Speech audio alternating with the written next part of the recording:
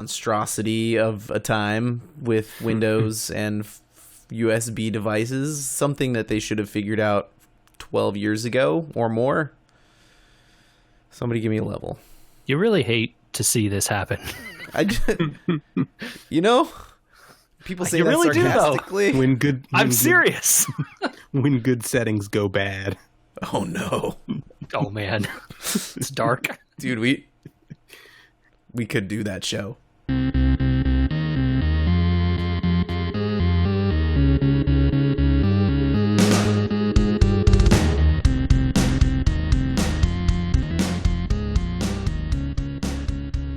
came back. I always sound great, you guys. Never has a true statement been said.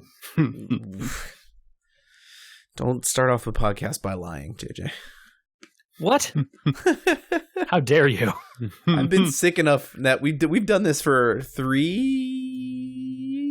years. If not that all the way, we're close. I've been sick enough times doing this where I like pick out old episodes. I'm like, oh God, I forgot about that cold. You know? Yeah. Especially with the Star Trek, sometimes they pop up because they're old or not. They're not old. I shouldn't say that, but all right. Episode 166 of We Were Gamers. Who knows what the lead into this one was? We got all kinds of options. Oh gosh, what a day. Can they just stop updating things that are not security on Windows? No, because it turns out everything is security. Good point. I thought we had hit homeostasis of like, if you just don't have Flash, you're pretty good on security. I literally saw an article today, like yesterday or last week or something, that was like, hey, you should uninstall VLC because there's a root exploit that if you play a certain kind of media file, they can take over your computer. Oh. And I was like, what? And then I went to the GitHub repo for VLC and was reading the bug report, and the person was like, number one, this requires a really old version of VLC. The new versions don't have this problem. Okay, number two, hold on. What version of VLC? I'm opening it right now. It's like some, I don't know what the old version is. It's very old, like 2 point something. Oh, okay. New version is available. Download. I'm thinking about doing that right now. Number two, you have to have already downloaded the malicious file. So you're already screwed at that point. Number three, you have to then choose to play it. And if you do, then there is a like problem that if the attacker is like really smart, they could take over your computer. Huh. And it's like, you reported this about the current version, and apparently like didn't ask VLC, never talked to them, never notified them about it. You just immediately put it out and then issued a bug report for it for like something from 2000 whatever when this version of VLC was out. And the people were like, you're a moron. You can't report bugs. You also can't be bothered to test against the most recent version, which we always tell you to update to. Please stop reporting this. I was listening about memulation and how people are using old versions of things in emulators. Oh, yeah. I wonder now, and they're getting bug reports for 3-year-old versions of things because, well, the only one that works in that emulator is this. I wonder if that's the new normal in terms of they shouldn't have to support old versions. Nobody should. But if we're hitting this weird generation of computing where, well, I have my version 2.3.4.1 because it supports this type of thing that the later versions don't support, or like I refuse to update Windows past a certain point because it'll break my microphone again. Yeah, there are also some communities that would very much not appreciate it if old versions were being patched and changed. I'm thinking of speedrunning in particular. And the nice thing about VLC and some of these programs is that they're open source, and you could just go back to the old versions. Even if they produce updates, you're never required to take them. You can stop the automatic download. You don't have to make it update or whatever. Just stay on your old version if you want to. However, by doing that, you are waiving the right to complain about bugs when they have fixed these bugs in newer versions. Yeah. We had some technical difficulties before the podcast, if you can't tell. I don't know Michael, what you're talking about. I want to hear that story that you were going to tell. Yeah. So this was years ago, right after college, maybe. This is the technical difficulties minute. Right. I was having issues with my laptop, and it had been crashing on me intermittently. You know, everybody's favorite blue screen of death. And so I finally had enough. Started looking online for the error codes that it was throwing me when it would crash. Figured out what was going on, and it turned out that I needed to update the BIOS, and it should fix my problem. Well, I was in the middle of updating the BIOS, and it went. The BIOS update went fine, but as part of the fix, I also had to copy over some essential system files from the backup directory that Windows creates to keep the out-of-the-box versions of the files so that you can restore them if you need to. And so it requires you to take the current files, rename them as .old, and then move the old copies into the folder so that they're basically clean file copies. So I had renamed the old files and was about to move or rename the current files and was about to move the old ones into the folder when my computer crashed on me again, and I got the blue screen of death. Oh, but now you're bricked because you haven't finished the file moving. So one of the files that I had not finished moving yet was the file that contains the check against your boot password. Oh. So I would go to put in, I have my computer set up to put in a boot password. And so I would go to put it in, and there would be no file for it to page against to check whether or not my password was right. Cool. Wonderful. Yeah, that was great. I did eventually manage to find a workaround. I don't remember what the exact sequence was, but I could get it to boot onto I could get it to boot off of a CD and get into a command prompt from the CD directory and then access the files on the C drive.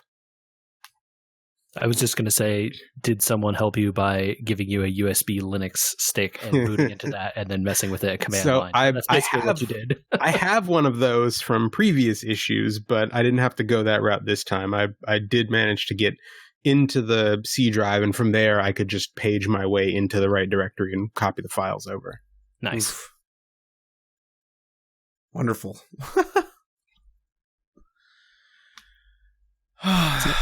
It's nice when you don't have to do that. Yeah. It's good to not feel alone. Well, and that was the great thing, was that because it is Windows, there's someone else out there who has had the same problem. I wanted to bring this up. We're talking about blue screens a little bit. Have you guys seen a blue screen more recently?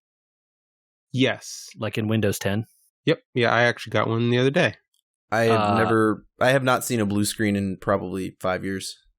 I am on your boat, Andrew. Uh-huh. I just learned today that they have replaced all the words and error codes on those blue screens with like happy text and a QR code. Yep. You get a smiley face and a QR code.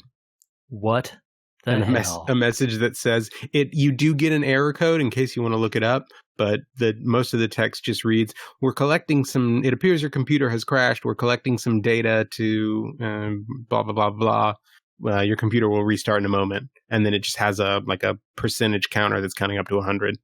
And the QR code doesn't even take you to the article linked to that number they give you. It's just a random QR code that goes to the generic help page. What the heck? Yeah, that part's frustrating. I can't rub my face any harder. I learned this today, and I was infuriated. Yeah, that error code is what you really need. Ignore the rest of it. Yes, exactly. Write that down and go Google it.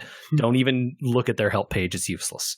Oh, I don't know what the deal is now, but I used to be on Mac all the time. Now I split my time between the two, but this has happened in both help forums. It used to be if you went to like the Mac help forums or the Windows help forums, you'd type in your issue and you'd get an immediate, here's the thread, and the thread had everything that everyone had experienced and tried. And it was literally like the first 3 or 4 things in there, you'd try them all. Oh, look, the second person's like, hey, I tried that, but it didn't work, so I did this also. And then you try that, and you got down to the second one before it started working, or the third one. Now, it's a population of people or something has taken these helpful instances and turned them to mushy complain boards with no answers. Yeah, yep. Go to Reddit instead. Yes, sadly, that's actually one of the solutions. Yeah, I know it's not terrible. What I wanted to hear. What I'm even more mad about is a lot of times, like the Microsoft knowledge base or the various like Linux forums or whatever, literally have answers somewhere on their wikis and stuff about what exactly the exact problem is and the exact issue related to your error code. But that's not the number one hit when you Google that error code. Why? Because why isn't it like literally go to like MSDN support and like the issue and the number, and it's like, bam, do this, install this driver, and then restart, you're good. And it's like, why didn't it just do that? It might be that there are just that while there are people out there who are suffering from the error, enough for them to have created a support page, there just aren't enough people who are trying to fix their own issues for the search their page to have gotten enough hits off of searches to shuffle to the top. But isn't Google trying to be helpful and serve you the things that they want? Nope. Google's only goal is to serve you the most popular thing, which is stupid and wrong. It's just the most popular thing should be the thing with the answer. Do we need to nationalize Google? Is that the solution here? No. Undo. We are not having this discussion on this podcast. Also, that wouldn't actually help. No, it would not. It would help. Net neutrality. Here we go. Maybe. Yeah. Actually, kind of, but we don't need to do that today. No. All right. Let's talk games. What? Those things? I want to hear, because I've been waiting to hear the final discussion of Bloodstained. I want to know if this is the game that everyone wanted it to be, and are we done with Castlevania as a series? Is this what we're doing going forward on our Switches when they patch that thing and fix it? I mean, I liked it a lot. I really, really enjoyed pretty much all my time spent with that game, except for that one part we've already talked about where I got super lost and didn't realize I had the thing that let me go underwater. Yes. I'm right there with you, JJ. It was exactly what I wanted it to be. Yeah, they did the stuff that they set out to do, which was, hey, let's make one of those, but like very slyly change enough things that we are not going to be sued. It's like off-brand Castlevania, except that it's literally on-brand Castlevania made by the same people and everything.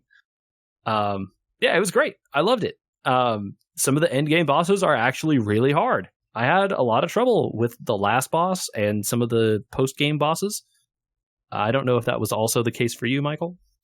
Yeah. I'm trying to think which one. OD definitely gave me some trouble. That was probably the hardest one for me. OD is OP, I would say. Yeah.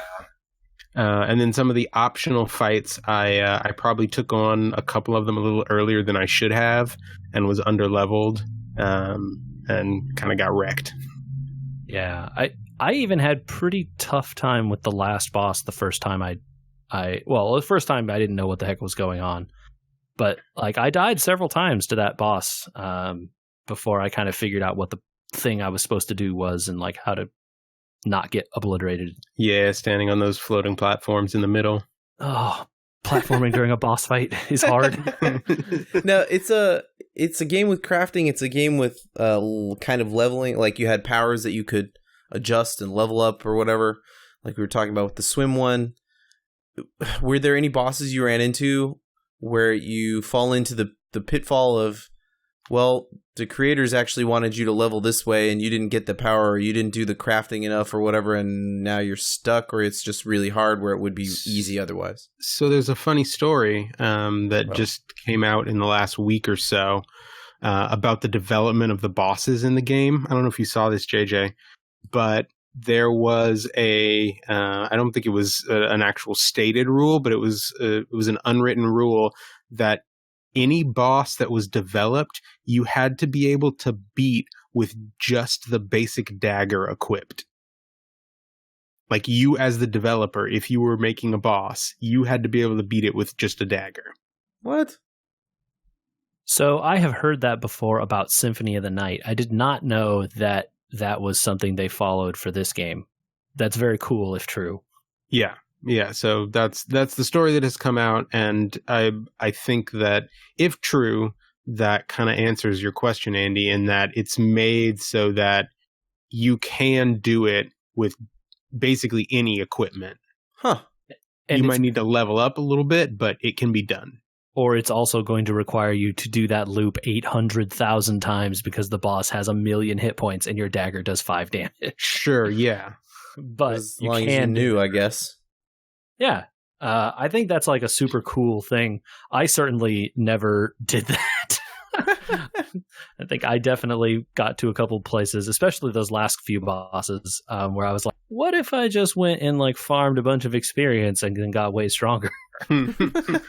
Yeah, so for me, I think part of the reason why me beating it was a little bit prolonged was I was doing some farming to try and get all the achievements. And unlike in some of the other games, the crafting system is broken in an interesting way to cut down on the amount of time you have to spend farming. That's good, because farming is literally just busy work at this point in my life. I don't have time for. One of the shards that you can get allows you to occasionally get extra items when you craft. So you'll have the crafting ingredients to make 1, and you'll sometimes just get 5. What? Yeah, man. You got lucky. Good job. Yeah, like it's like a critical hit on crafting. Basically, yeah. Huh. But the more of the shards that you get and the more you upgrade it, the better your odds of getting extra become. So if you max out that shard, your chances are like 1 in 3, 1 in 4 of getting extras. Mm-hmm. So there's a save room right next to the crafting room, and you can basically craft yourself, however many of them that you have the materials for until you get extra, and then dismantle the extra back into the components. Huh. And you can frequently end up with more than you started with doing that. Yeah. So those 32-bit nightmare books, JJ.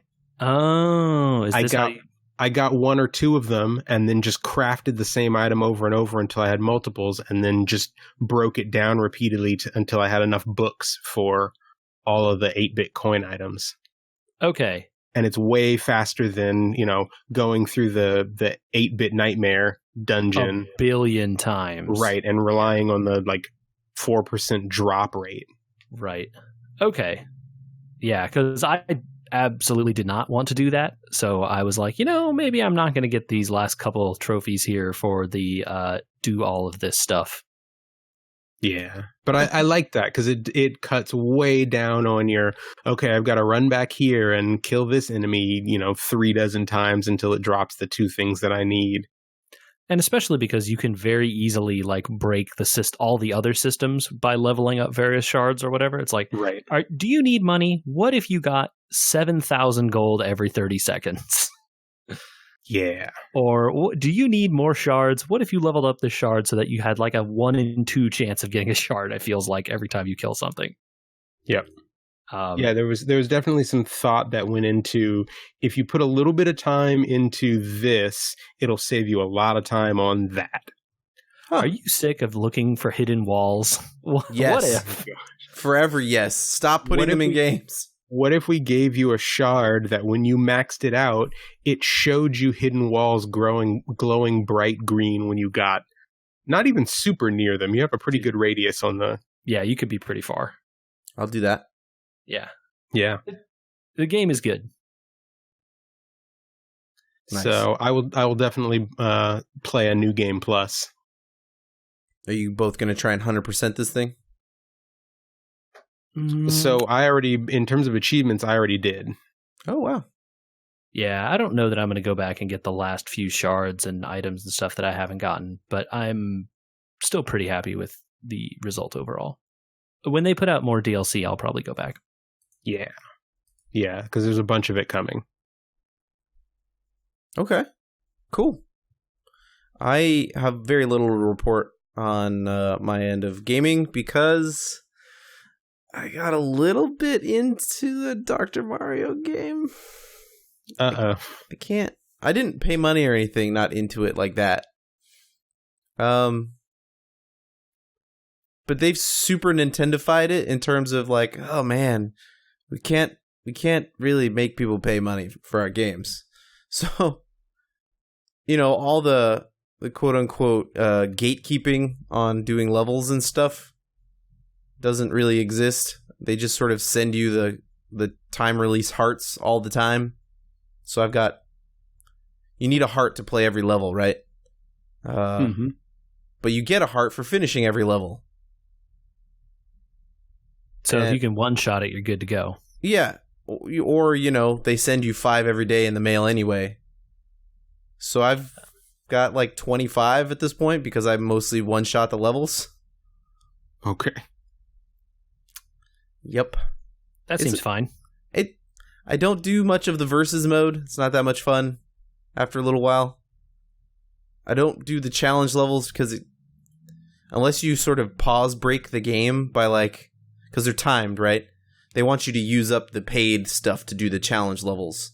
Like, buy the thing that gives you more time or buy the thing that does this. But you can sort of pause cheat it and pause, place 2 bricks, pause, stare at what you're going to do next sort of thing. Mm-hmm. I don't find that fun. So I'm just kind of running through it until I run out of puzzles to do and 3-star, and then I will delete that off my phone. Yeah. It's not a bad way to do it. Pretty reasonable to me, yeah. I think that if you're into that for not worrying about getting the characters or any of that sort of stuff, you get a character a day if you do all the quests and things they give you. I just am not sucked into that part of it. I just want to do the puzzles and then I'll be done with it. Cool. Yeah. So it's not a very deep game. There's not a huge amount to talk about. I think we broke it down in terms of how it all works with the hearts and gems and coins and all that. But, busting viruses is fun, kind of. In a weird way. Does busting make you feel good? It does. So much so that I probably am going to boot up the NES Classic version of Dr. Mario on the Switch after I'm done with this. Do it. Yeah. Because the most important part about original Dr. Mario, that Fever song is real good. Yeah, I was going to say that music is... Don't even care about the gameplay. Yeah. I want to hear that song. Right. Yeah. JJ, you beat Bloodstained a while ago, though. So what have you filled the time with in the meantime? I've still been whiling away the days playing as Wilfrid Laurier of Canada in Civilization 6. That game is still good and a lot of fun. I finally started getting into the later portions of the game and have been dealing with the new climate change stuff and as well as rising sea levels. And playing as Canada is wonderful because it negates one of the things I absolutely hate about Civilization 6. When the AI turns around and declares surprise wars on you for no reason. Surprise war? Yeah. Nobody declares surprise war on the Canadians. Canada is literally immune to surprise war. That is an too nice. If that sea level keeps rising, they're not going to be immune to surprise war because the Arctic will be gone. It turns out that you can build improvements in your cities that will keep the ocean back. Sea walls. Yes. So I haven't had to worry about that. Don't- My offshore wind farms are just fine. Let's not solve the problem. Let's just. Yeah. Okay. I didn't decommission those coal power plants, though. I'm just letting you know they're still there. Wonderful. They give me bonus production. What am I going to do? Get rid of them? I have this coal. Am I wasting this coal? I'm not going to waste it. But that's not the only thing I've been doing. I have also been playing God of War. God of what? Oh, okay. War?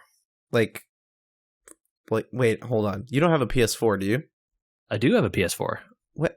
When did this happen? A long time ago. Okay. I used it to play Persona 5 and right. the Uncharted collection and some other stuff in the past. Okay, so this is the new God of War with Yes. with Norse. What's his name? It's Kratos. Yes. And his son Atreus. Atreus was the one I was trying to think of. Not like Norse Kratos. It's just Kratos. It's just Kratos. He's still Greek Kratos, but in the Norse. I mean, they seem to be implying that. He's in the Norse land, right? Yes. And it's very cold, and you have an axe. But he's still shirtless? I mean, he's got like bear skins or whatever on. It depends on what armor you equip, because this game has loot. No. Ooh. Yes. What dragged you into this? It was $20. And I was like, I kind of wanted to play this. And $20 is a pretty good price for a full game. A lot of people talked about this for a lot of time. It was popular. Yes, very popular. And they decided that, $20 is how much we want to charge for this at some point. And I was like, you know what? $20, I will pay. So I ordered a disc in this day and age. And I've been playing it. And it's been really cool. I am really getting into the systems. You can upgrade both your skills and your son's skills. Look, and you go around. You ordered a disc like you should in this day and age. I mean, yeah. Make those people keep manufacturing stuff for real. Yeah. I mean, the disc one was $20. The other one was not. What am I going to choose here? And when you're done with this game, you got a disc that you can do stuff with if you want to. Exactly. Yeah. Physical media. You guys, Kratos is a bad dad. He's really bad. I have heard that about. Wait, what are we're changing? We're talking about parenting? No, we're talking about Kratos still. Oh. He's a bad parent. Nope. Why is he a father? Who let him do this? This is a big mistake. He calls his son boy 100% of the time. I mean, I saw that Bird Box movie. It's not uncommon. Okay. And it's always like, boy, come over here. All right. Boy, shoot this arrow. Maybe why he doesn't like his shot, son. Boy? Is that why? I couldn't tell you. Oh. There is some stuff going on in this game anyway. So does Atreus deserve to be called Atreus? I've listened to some audio from this game, and he sounds annoying. He screws up sometimes, and so he's rightfully chastised. But also, sometimes kids, they trying, Let them be kids. You can't just always tell him, boy, you need to be better. It's like, how was that one, Dad? Adequate, boy. Oh, no. Okay, like, wow. Hold on. What are the Norse runes for get good? Look, if Atreus is trying and succeeding, you gotta be supportive, because in this day and age of The Walking Dead and literally everything else on TV where there's a kid, you just groan because they're gonna stupid it up and do something dumb. Literally, it's like, oh, look, there's a child on screen. I wonder how they're going to screw up the main plot for everyone. That's the extent of television writing when it comes to children. How can this child make sure that the gate that no one in their right mind would open during the apocalypse gets left open 20 years into the apocalypse? And so if somebody has written a child that has given it a good old 6th grade try, get off their back. Yeah. Also, maybe Kratos should listen to his kid sometimes. The kid has good ideas. Oh, good. Sometimes. And sometimes not good ones, to be fair. I think, anyway, Kratos is a bad parent. That's all I'm going to say. And I like this game a lot. The combat is really fun. And, man, you can really just get going with like these combos and your axe throws, and you can recall. The funnest thing to do I've found in this game so far, you have a move where you can throw your axe, and at any point during the throw, hit triangle to recall the axe back to your hand, right? It kind of just snaps back from wherever it is and flies back to you. Like a Mjolnir thing. Mjolnir. Yes, it's very much like that. And it's Norse, so right, it makes sense. Okay. There you go. And is so the axe made out of a Groot?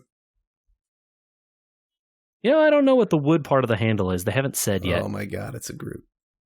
They haven't said. I don't know. We've referenced a lot of things like Jormungandr, and there's realms, and we're in Midgard, and so yeah, very possible. But like you throw this axe, and you can do this thing where you throw it, it hits a guy, and then you hit the triangle, and it snaps back to your hand, and you throw it at him again, and it bounces off him and snaps back to your hand, and like meanwhile he's just getting like knocked back over and over and can't do anything. It's very fun. Did you play the original series of games? I played God of War 1 and 2 Okay. for the PS2, and then I got the collection for the PS3, and then God of War 3, but I never played the fourth one, which everyone said was terrible. But you played 1 and 2. 1 and 2 were very distinct style of games with a lot of mash, bullet time event, quick time events. Quick time events. Mm-hmm. Did they steer away from that into a different style here? Is that this what you're telling us? game is nothing like those. Yeah, it has almost an open world. It seems like so far it's pretty open. You can like paddle around on this giant lake, and there's a bunch of different boat docks and do stuff. The combat is not. It's like, I hesitate to say. I don't want to say Dark Souls, but it is a like touchstone. It's not Dark Souls-y in the way that like Dark Souls is, but it's very much like you have an attack on L1, you have an attack on L2. It's like light and heavy, but you can't mash them because they take like time, right? So you can't just like jam that L1 button like you could in God of War 1 to do some kind of crazy combo. Like it doesn't work like that. Because the enemy will block, and then you'll get stunned back, and then now you're going to get comboed by the bad guys. So it's definitely very actiony, and the combat can be very difficult. Enemies have levels. You have a level, and their health bars will change colors as they start to get stronger than you. You can tell like, oh, hey, this health bar is purple. He's probably a decent amount stronger than me. Or like, hey, this one is just like bright red. I'm going to get destroyed. Don't touch. Go away, right? Yeah. Is it open world? Like you run into a red and you're like, I'll come back to this later. Yeah, so far it's been like I paddled my boat around and tried this like tear. Essentially, you can like little combat arenas that you can get resources from. And yeah, this red dude pops out, and I'm like, oh, this is bad. And then I died.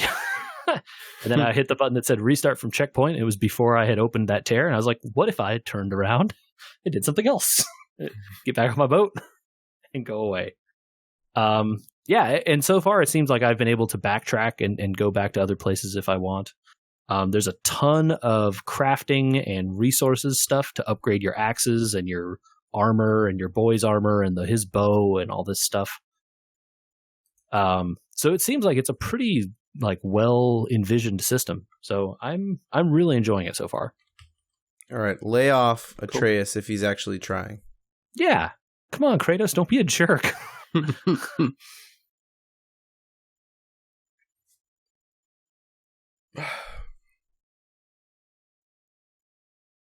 Okay. I want to talk about something for a minute. Yes. The 3DS is dead. RIP. The 2DS is probably behind it. Which leaves the Switch Lite as maybe the permanent handheld system. No one else is going to try it at this point. Two phones are too prevalent, right? Yeah, it seems pretty likely to me. So if you're gonna do something weird, if you're gonna do something handheld, you got to do something weird, maybe. It's been a little bit of time since this announcement, but I want to get your guys' opinion on what they're calling the play date. Oh, is this the... Yeah, I was going to say, is this the crank wound one? It is a video game system with it looks like maybe a very close to e-ink style black and white screen.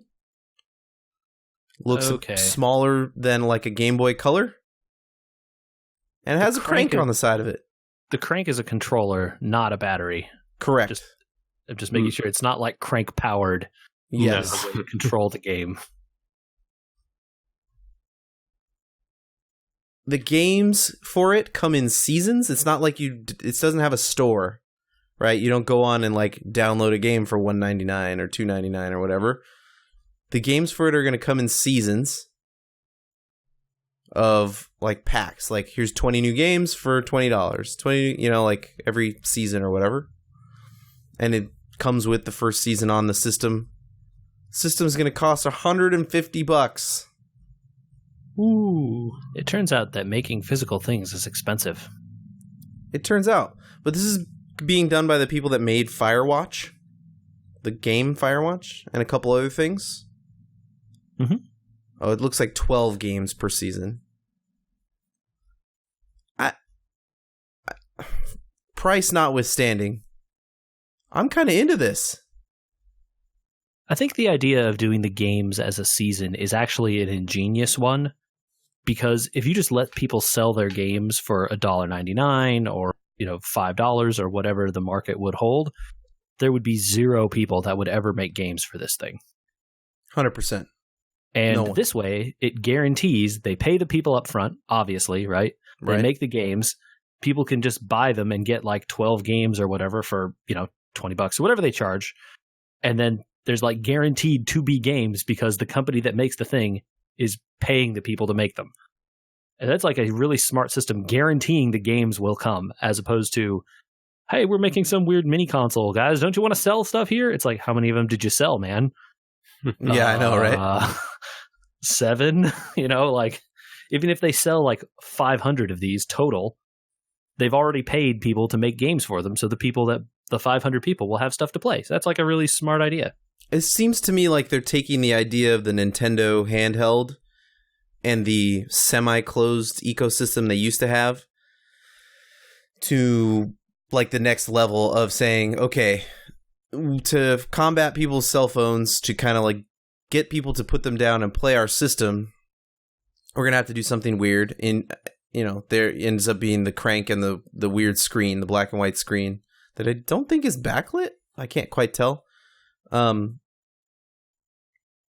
then, like you said, removing the idea of like being able to buy games and being like, hey, this is the thing.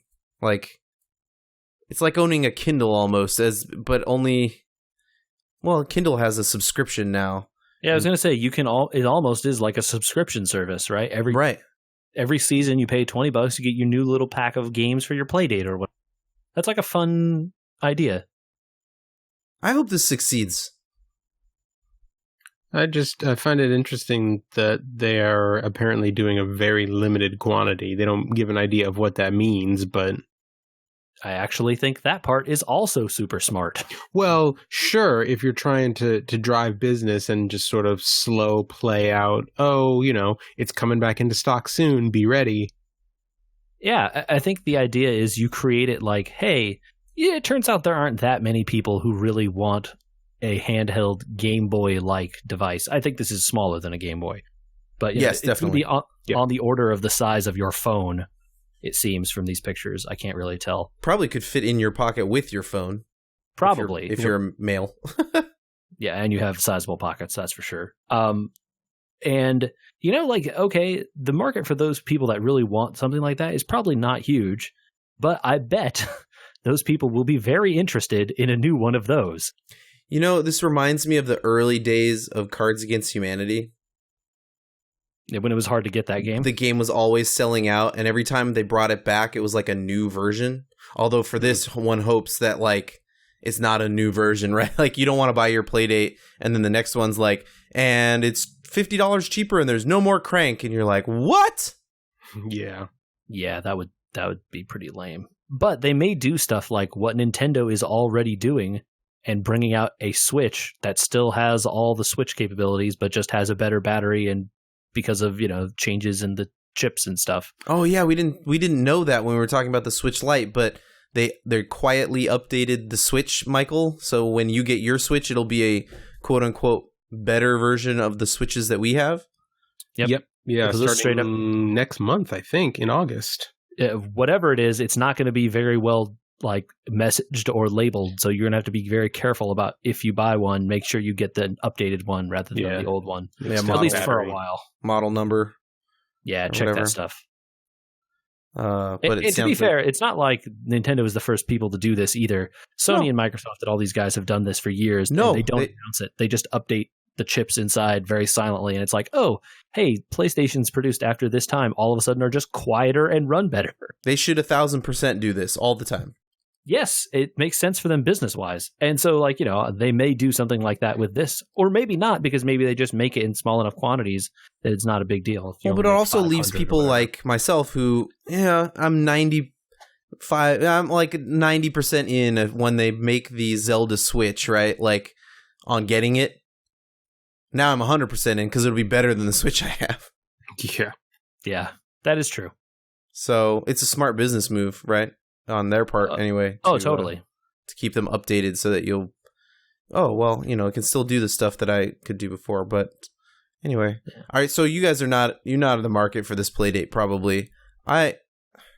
Something about it just screams at me like it's a weird, exclusive kind of thing that in a way is not going to be popular. So it's almost like being in the, I don't know, like the Elks Club or something. I think you can say pretty categorically that it will not be popular. I don't think you have to qualify that. But I don't know. It might cool. be. The company's popular. The Firewatch was a huge game. That is true. So I just wanted to mention and see what your guys' thoughts were. Like, it's nice not to hear like the complete waste of time. No, I think it's a cool sub-market of gamers for this, but yeah, I definitely think there's a small market of people who want this, and those people will absolutely enjoy this very almost retro styling and like very limited games, small system kind of thing, and be like, oh, this is cool. I can play with this for, take it on a trip and play for several hours and then be good, Mm-hmm. Take it camping with you because it doesn't look like it's going to break. Yeah. It has a very kind of heavy duty. Yeah, very industrial kind of look. Yeah. All right. I don't feel as crazy. That price is crazy, but I don't feel as crazy. Yeah, I think that's where I'm hesitant, is the price point feels just a little bit high for what I know about it at this point. Well, and for $150, you're looking at like, ooh, it's hard to convince someone that's not already with a Switch or something else that they want this, right? Like, because $50 more is a Switch Lite, right? Yeah. Yep.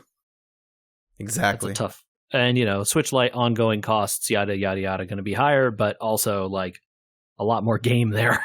There's a lot. Yeah. The library is deeper. So, you'll never probably catch up on costs in terms of this will always probably be cheaper than when you keep buying games for your Switch, but price per minute maybe might be higher this way. Yeah. Mm-hmm. And, it might end up one day as a collectible, interesting footnote in video game history. Like, hey, remember when they did this? That's interesting and weird. You send it to the museum. Dude, you never know. Yeah. Right on. Unless they make you have like an online account in order to play the games or something stupid like that. I don't see how it would have room for any sort of online anything. You guys... You mean like signing into Doom? Signing into... what I was going to say. Let's talk about signing into Doom. Let's not talk about signing into Doom. What is the deal with that? Okay, so for people that didn't know, it came with a... They did Doom for Switch, the new Doom for Switch. And it came with Doom 1 and Doom 2 in the package? No, I think they put out Doom 1 and Doom 2 on the Switch for people to buy and play, but you cannot play them offline unless you have signed into your Bethesda.net account or whatever, and there's text in the game of Doom telling you need to sign in order to play this game offline, which is like, what are you doing, guys? It's in the wake of that, Bethesda came out and said, this was a mistake. We meant for the sign-in to be optional, and it got coded in wrong. We're gonna right. Oops, we got caught. Sorry, guys.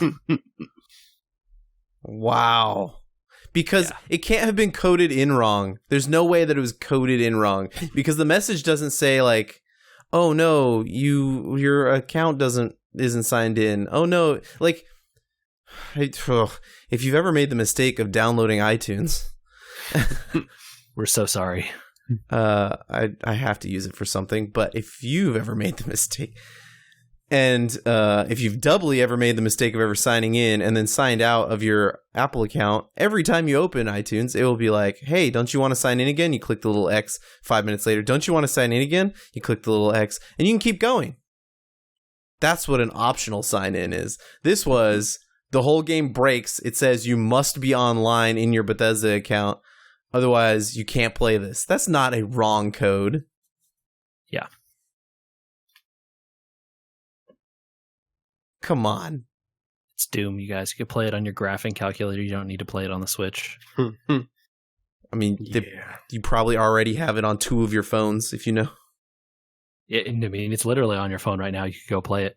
Yep. I don't know if that version's any good. Well, maybe they have to sign into their Bethesda account. The one that you can play for free on your PC right now is probably... So I'm just going to put that out there. Yeah. Shareware is still shareware. You can go play the first levels. It's still out there. Jeez. What a cluster. Well, speaking of weird internet issues, are they going to have some problems that they've used to have, even at Nintendo events when they have EVO this month? Who can say? But by the time people hear this, EVO will be going on this coming weekend, August 2nd through 4th. They have 9 games this year, 9 main quote-unquote games. A bunch of them have their finals on Friday and Saturday, but the Sunday games, in order, are Blaze Blue Cross Tag Battle, Street Fighter V Arcade Edition, Tekken 7, and holding the anchor spot for the first time ever, Smash Brothers Ultimate. Not a surprise, though. It's quite the lineup. I am very worried about Nintendo Online and them trying to use it to play a fighting game tournament. Well, they don't seem to be worried. And my understanding is Smash Ultimate has double the number of signups of any other game. Not surprising. Or very close there. This is the first time they haven't had an official sanctioned Melee tournament, though. They did drop that this year. Probably contributing to why they had so many people. They dropped Melee for sure? Yes, it's not one of the games they're playing officially. That's good. It's time to move on. There are a lot of people who disagree with you about that, but I am not one of them. It's time to be moved on. It's time for, yes. I don't want to grow up. Oh, poor Toys R Us. No one's going to know that song. They're coming back, though. Are they? Yeah. They've got a plan. Are they coming back? Will Toys R Us ever be Toys R Us again? It will not be the Toys R Us of our childhood, no. Will it be the place you wonder, man, when I was a kid, how did I not get a tetanus shot every time I went to Toys R Us? Will it be the place where you got lost, and I mean really lost, and then you were suddenly in a row of bicycles and thought, wasn't I in a toy store? Oh, the bicycle row. Man. Being a parent, I'm going to tangent this, and I'm sorry to do this to you guys, but being a parent, I would never, ever, ever, ever, ever, ever, ever willfully walk into a Toys R Us with my children present. I can't even get out of Target without buying 3 pairs of shoes that I didn't intend to. Speaking of tangents, what was the game show where the kid who won got to go on a, like, fill the cart spree through a Toys R Us? Do you guys remember this? Wasn't that the they've done Temple? this. There's Was a it few Hidden different Temple? shows like that. Yeah. It was definitely one of the Nickelodeon, Yeah. Yeah, it was Nickelodeon for sure. like, game I shows. I remember reading a story about one of these shows that the host would tell the kids how to make a ton of money because the What? host didn't care. Like, he would go up to the kid and be like, "Look, kid, you can go get any toys you want. Here's the rows where they have all the expensive stuff." And like, it's like, go up this one and go up that one. Cause like they would film a thing for it to put it on the news or whatever. Yeah. Right. And the host would be like talking to the kid and be like, okay, like this row and this row and this row. Like, here's a The bunch of Legos, the electronics, video and Legos, games. video Yeah. games. Go Like, grab go all the hit this talking stuff. Elmo dolls. And then like, even if you don't want this stuff, this is the stuff you put in this cart, and then like sell it later and get whatever you want. Yeah. And he was like, the parents were always like, "Oh my god, you gave my kid such great advice and stuff." It was really funny. You paid for his college So- tuition. Sorry, we didn't film anything because the kid took my advice and went for the cash value instead. Yeah, He right. said something about starting a 401k. The first thing he threw in the cart was the camera filming. Yeah, I know. Right? He like went up to the audio guys, like, "I need this." You said anything that's not bolted down. Nice. EVO? We were still talking about EVO. EVO's bigger than ever, thanks to Smash. I think the Melee people are going to have to kind of move on. I know it's tough. You know, they've spent X amount of years. But all the big names have kind of moved over. So if something has double the signups of everything else, you kind of have to say, this is the future of our tournament. I'm sorry. I mean, they did. I think it's a pretty decisive statement there. Those Mhm. people are going to play that game, and the people that don't want to play it, they don't have to go. Now, Nintendo with EVO has kind of not always gelled well. Did they make any announcements about how that's working?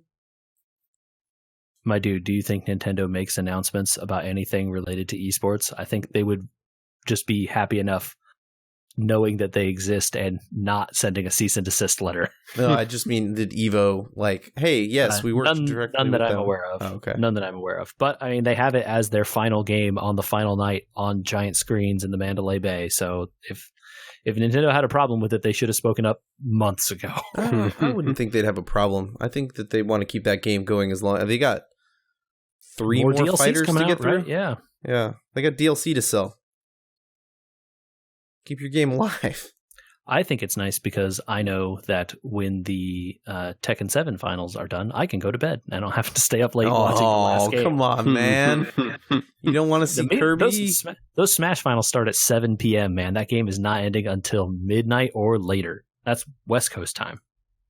Yeah, it might not be that long. Those Smash games tend to be kind of fast now. Yeah, I am also thinking back on the days when like Melee would routinely run like 3 hours over. So. Yeah, but there's so many fighters that it, in a weird way, has plateaued the skill level and becomes more about like reaction times and planning and like the basics of how grabs work and how like ledge grabs work and timings of like, okay, I know these class of characters jump at this rate, like you're literally just describing fighting games. Yes, but except that like without all the moves and stuff that other fighting games have. Exactly. Because the moves almost have become irrelevant with so many characters. You know what I mean? So I don't know. It seems like. I could be wrong. Email us at podcast@wewergamers.com. Tell me more about Smash. JJ will read it live. There you go. Yeah, do it. We'll make him do it. Also, if you want to tell us how you enjoyed watching EVO this coming weekend, you can check us out on Facebook and Instagram and Twitter at We Were Gamers. Also, our YouTube. Search for We Were Gamers on there and hit that subscribe button. We post these podcasts, these very ones, on there.